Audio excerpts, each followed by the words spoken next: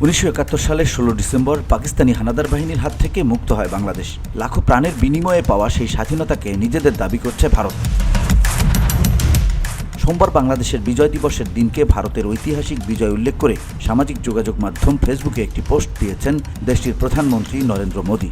বিজয় দিবসে বাংলাদেশকে শুভেচ্ছা জানানোর বদলে পাকিস্তানের বিপক্ষে ভারতীয় সেনাদের অবদানের কথা স্বীকার করে তাদের প্রতি শ্রদ্ধা জানিয়েছেন মোদী। পোস্টে একটিবারের জন্য বাংলাদেশ প্রসঙ্গ টানেননি তিনি।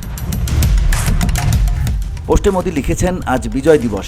আমরা 1971 সালে ভারতের ঐতিহাসিক বিজয়ে অবদান রাখা সাহসী সৈন্যদের সাহস ও আত্মত্যাগকে সম্মান জানাই। তাদের নিঃস্বার্থ জীবন উৎসর্গ এবং অটল সংকল্প আমাদের জাতিকে রক্ষা করেছে এবং আমাদের গৌরব এনে দিয়েছে। মোদী আরও লিখেছেন, এই দিনটি তাদের অসাধারণ বীরত্ব এবং তাদের অদম্য চেতনার প্রতি শ্রদ্ধাঞ্জলি জানাই। তাদের আত্মত্যাগ চিরকাল প্রজন্মকে অনুপ্রাণিত করবে এবং আমাদের জাতির ইতিহাসে গভীরভাবে গেঁথে থাকবে।